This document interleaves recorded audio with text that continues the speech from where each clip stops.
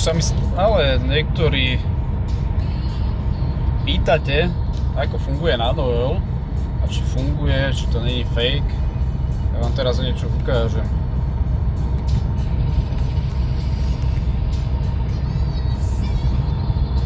Momentálne 100 km rýchlosťou na 6. Áno, je tu rovinka, takže idem do kopca. 3,5 litra.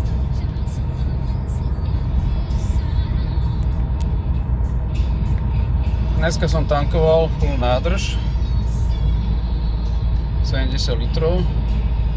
Prešiel som 262 km od tankovania. Dojazd mám 827 a priemerná spotreba je 5,5. Auto má momentálne skoro 15 rokov a v súčasnej dobe 462 000 km a jazdí. A jazdí kvôli tomu, že už posledných 200 000 km vždy po výmene oleja dávam nové balenie NanoOilu do motora. Funguje to tak, že každých 20 000 km dávam meniť olej, tak ako je predpísaný.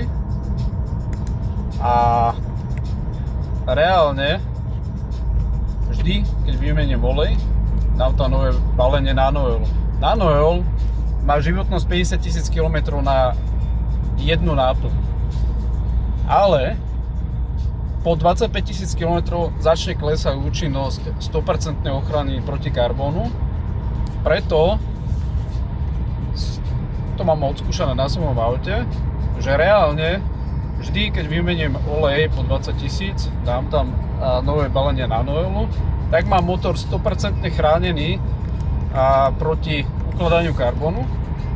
A keďže karbón v motore sa nenachádza, tak sa motor nezadiera, má znížené trenie.